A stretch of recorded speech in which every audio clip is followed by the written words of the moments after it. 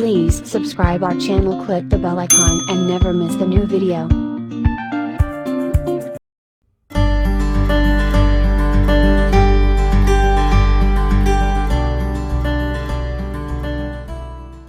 Hi, வணக்கம் and welcome to Dhivya Arts and Crafts.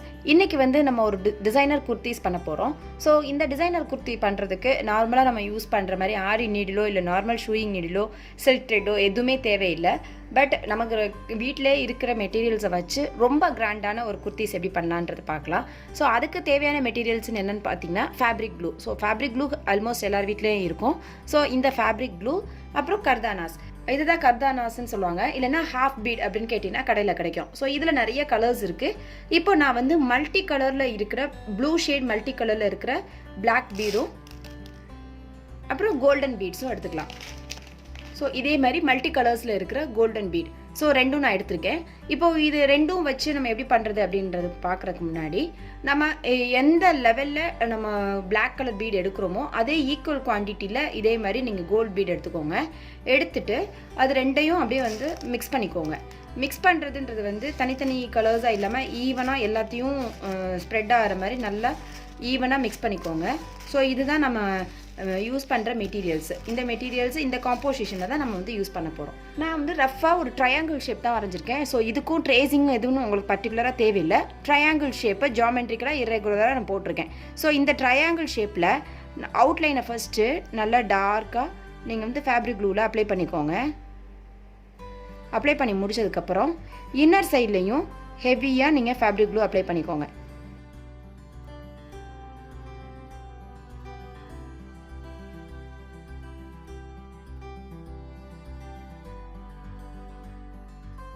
Apply பண்ணிவிட்டு நம்ம மிக்ஸ் பண்ணி வச்சுருக்கோம் இல்லையா இந்த ஹாஃப் பீடு, இதை வந்து மேலே அப்படியே ப்ளோ பண்ணிக்கலாம். க்ளூ விட்டு வெளியே இருந்தாலும் பரவாயில்ல, நீங்கள் வந்து ஈவனாக எல்லா இடத்துலையும் ஸ்ப்ரெட் ஆகிற மாதிரி நல்லா தூவிக்கலாம். நிறைய பேருக்கு இருக்கிற டவுட்டு இது வந்து எந்த லெவலுக்கு ஸ்ட்ராங்காக இருக்கும் அப்படின்றது. கண்டிப்பாக இது நல்லா ஸ்ட்ராங்காக இருக்கும்.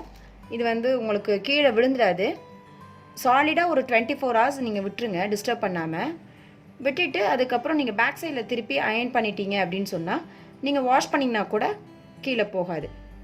ஃபேப்ரிக் க்ளூவோட ஸ்பெஷாலிட்டி என்னென்னு கேட்டிங்கன்னா அது ஃபேப்ரிக் கலருக்கு தகுந்த மாதிரி அப்படியே மாறிக்கிறோம். சப்போஸ் உங்களுக்கு எக்ஸஸாக எங்கேயாவது க்ளூ பட்டிருந்தா கூட அது வந்து உங்களுக்கு இது மாதிரி அசிங்கமாக இல்லாமல் அந்த ஃபேப்ரிக்கோட கலருக்கு தகுந்த மாதிரி மாறிடும். நான் இன்னொன்று காமிக்கிறேன் பாருங்கள்.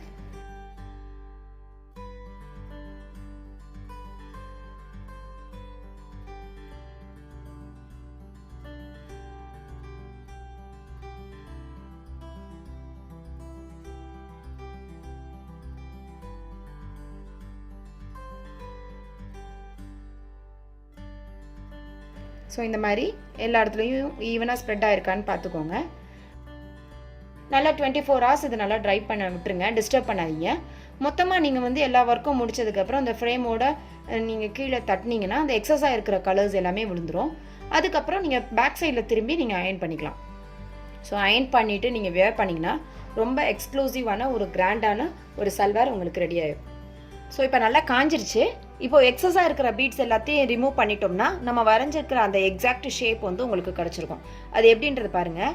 லேசாக அந்த ஃப்ரேமில் இருக்கிற கிளாத்தோட கொஞ்சம் சாய்ச்சிட்டு நீங்கள் இப்படி தட்டுனீங்க அப்படின்னா அந்த எக்ஸ்ட்ரா பீட்ஸ் எல்லாமே வந்துடும்.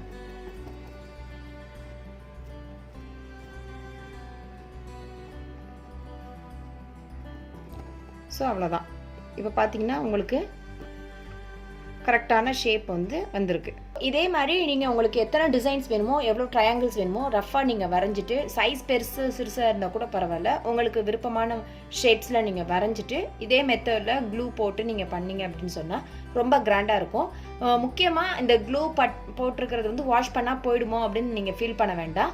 நல்லா ஒரு 24 hours காய விட்டுட்டு அதுக்கப்புறம் பேக் சைடில் திருப்பி நீங்கள் நல்லா அயர்ன் பண்ணிட்டீங்க அப்படின்னு சொன்னால் ஸ்டேபிளாக அந்த பீட்ஸ் எல்லாமே ஸ்டேபிளாக அப்படியே இருக்கும். ஸோ இந்த வீடியோஸ் கண்டிப்பாக உங்களுக்கு எல்லாருக்கும் யூஸ்ஃபுல்லாக இருக்கும்னு நான் நம்புகிறேன். நீங்களும் உங்களோட ஃப்ரெண்ட்ஸ்க்கு ஷேர் பண்ணுங்கள், லைக் பண்ணுங்கள். Please don't forget to subscribe our channel.